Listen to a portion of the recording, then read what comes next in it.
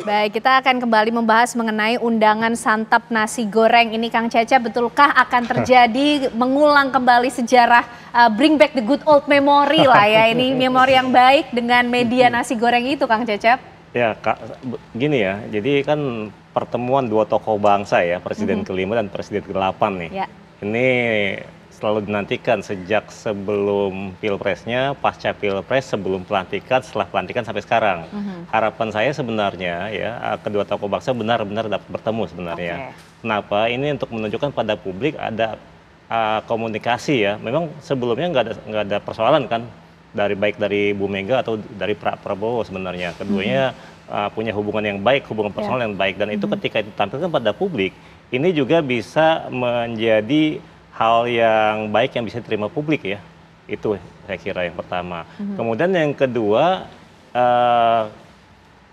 kalau tadi terkait dengan postingan Mbak Puan ya di Instagram, di akun yang Instagram di-pin pribadinya, nah di-pin Kang Cecep. Ini kan kalau kita melihat dari elemen-elemen komunikasi politik ya, di situ terjadi ini ya, bahwa ada komunikator dalam hal ini Mbak Puan yang ingin menyampaikan kepada publik ada simbol-simbol ya, bahwa PDI Perjuangan ini dan juga Presiden Prabowo itu bisa menampilkan wajah yang kolaboratif, bisa bekerja sama sebenarnya, meskipun kami berada di luar pemerintahan. Yang disebut mitra strategis. Dan kemudian dengan penggunaan Instagram, ini kan penggunaan media sosial, jadi menunjukkan bahwa pemimpin itu pemimpin yang modern ya. Itu kan itu menjangkau ya, siapa audiensnya ya, banyak kalangan. Ya, pemilih audiens yang lebih luas gitu ya, khususnya generasi muda yang mengakses Instagram atau media sosial yang lain.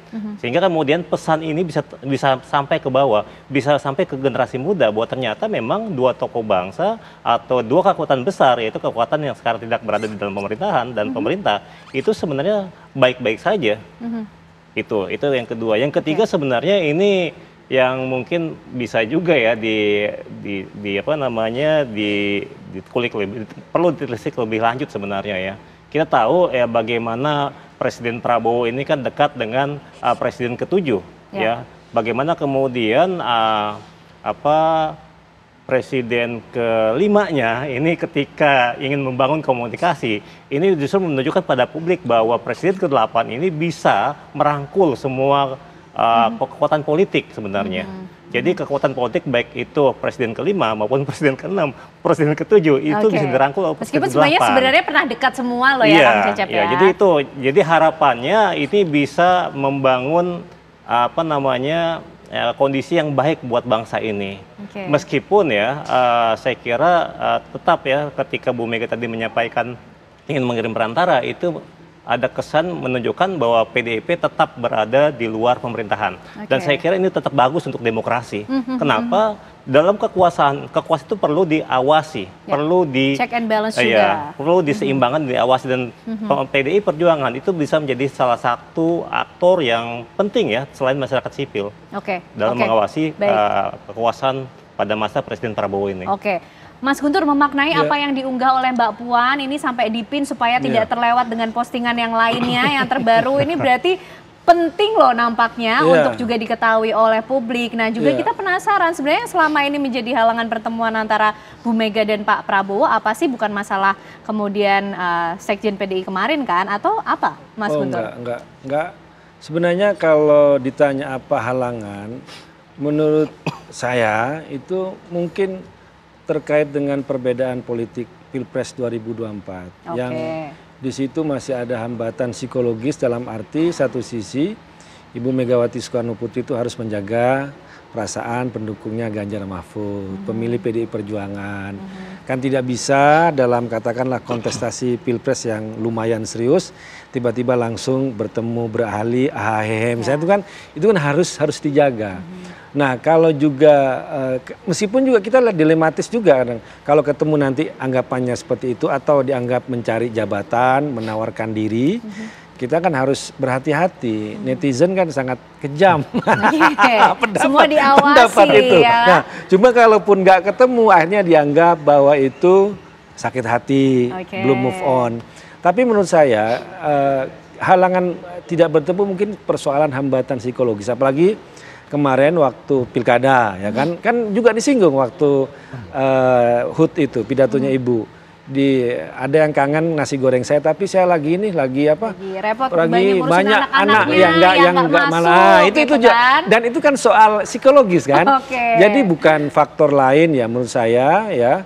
Dan juga apalagi kan seperti disampaikan oleh Mas Cecep tadi ya, sebagai PDI Perjuangan di luar untuk kekuatan penyeimbang itu kan hasil Rakernas bulan Mei tahun 2024 itu kan juga direkomendasikan kepada Ibu Ketua Umum. Makanya kita sampaikan kalau soal posisi PDI Perjuangan apakah masih berada di luar, itu meskipun mungkin terjadi akan pertemuan antara Ibu Megawati dengan Presiden Prabowo, menurut saya ya mungkin posisi itu tidak akan berubah.